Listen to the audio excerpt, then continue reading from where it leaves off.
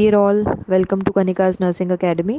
This is doctor Kanika. अभी आज एक वीडियो हम लोगों ने आपके लिए प्रिपेयर की है to create awareness regarding the home management of patients having mild symptoms और सस्पेक्टेड ऑफ हैविंग कोविड 19 के पेशेंट्स जिनको माइल्ड सिम्टम्स हो रहे हैं, जैसे कि हाई टेम्परेचर और ड्राई कफ, उनको हम घर पे मैनेज कर सकते हैं। और तो जब पेशेंट्स ऐसे सिम्टम्स एक्सपीरियंस करता है माइल्ड वाले, तो वो अपने हेल्थ केयर प्रोवाइडर्स के साथ, डॉक्टर के साथ डिस्कस कर सकता है अपने सिम्टम्स के बारे में, और अपने आप को आइसोलेट कर देना है उसको इमीडिएटली।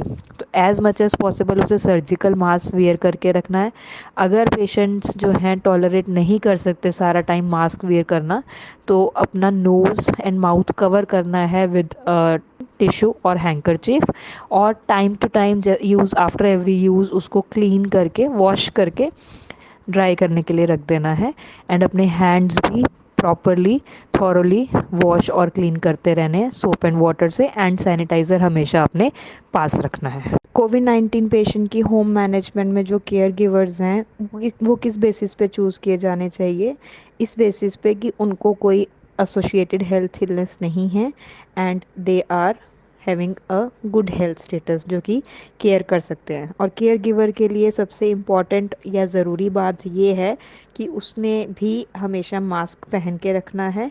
और जब वो केयर करने के लिए पेशेंट की जा रहा है, पेशेंट के रूम में, जैसे खाना देने के लिए, कोई भी चीज़ देने के लिए, तो ग्लव्स भी वियर करने हैं। एंड इन केस ग्लव्स या मास्क कोविड 19 पेशेंट के सिक्रीशंस के कांटेक्ट में आते हैं, तो वो इमीडिएटली डिस्कार्ड कर देने चाहिए। बट ध्यान रखना है कि मास्क को फ्रंट साइड से पकड़ना नहीं है, टच नहीं करना है, बैक साइड से निकाल के उसको थ्रो कर देना है। एंड इमीडिएटली ग्लव्स भी थ्रो करके अपने हैंड्स जो हैं वो क्लीन करने हैं। जो कोविड 19 पेशेंट्स हैं उनको ध्यान और इस चीज़ का रखना है कि अपने घर में सभी से एटलीस्ट 1 मीटर की दूरी बनाए रखें। स्पेशली जो एल्डरली हैं घर में, उनसे दूरी बनाए रखें, क्योंकि एल्डरली जो लोग होते हैं, ओल्ड एज पीपल, उनकी इम्यूनिटी जो है वो बाकी एडल्ट से वीकर साइड पे रहती है, तो वो ज़्यादा प्रोन हो सकते हैं इन्फेक्शन के। इसीलिए हमें उनको इन्फेक्शन से बचा के रखना है। जब तक कोविड 19 का पेशेंट आइसोलेशन में है और रिकवरी नहीं होती है, तब तक घर में कोई भी विजिटर्स अलाउड नहीं होने चाहिए।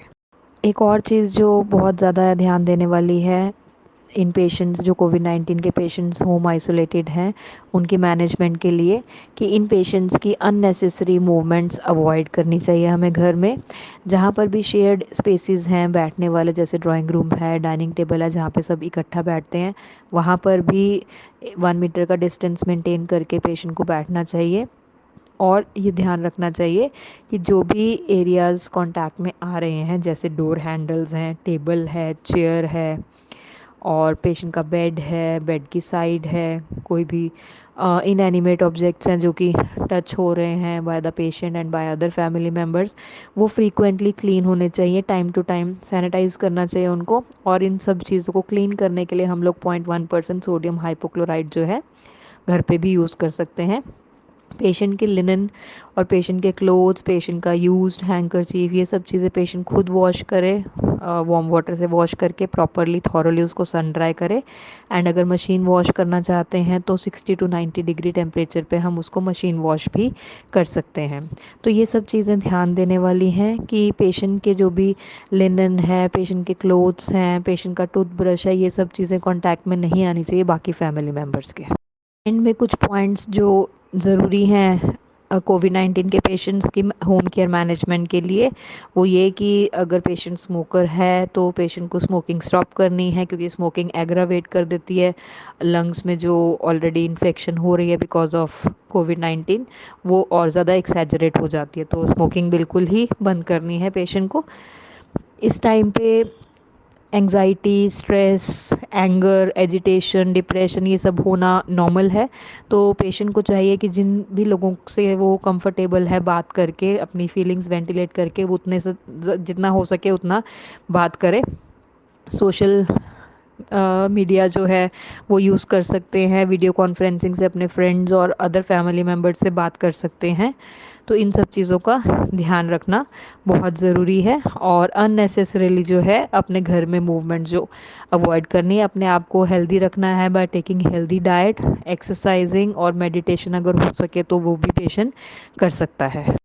और एंड में जो सबसे इम्पॉर्टेंट बात है वो ये है कि अगर इन पेशेंट्स को जो होम आइसोलेटेड है कोई सीरियस सिम्टम्स डेवलप होने स्टार्ट होते हैं, जैसे कि shortness of breath and chest pain, तो इमीडिएटली मेडिकल केयर जो है वो पेशेंट को देनी होगी, जिसके लिए हेल्थ केयर प्रोवाइडर को कॉल करके हम पता लगा सकते हैं कि क्या करना है नेक्स्ट, पेशेंट को हॉस्पिटल ले जाना है या फिर क्या चीज़ जो हेल्थ केयर प्रोवाइडर सजेस्ट करते हैं वो हमें करनी पड़ेगी। एंड ये सब चीज़ें करके हम पेशेंट को घर पे ही मैनेज कर सकते हैं जिनके सिम्टम्स माइल्ड हैं। और अपने आप का ध्यान रखना है जो केयर प्रोवाइडर्स हैं, साथ में पेशेंट का ध्यान रखना है जिसमें इन्फेक्शन जो है वो बढ़ सकती है। But at the same time moral support बहुत हाई लेवल पे रहना चाहिए, केयर गिवर का भी और पेशेंट का भी, सो दैट मिलकर फैमिली सपोर्ट के साथ पेशेंट जो है इस सिचुएशन से बाहर आ सके। Thank you.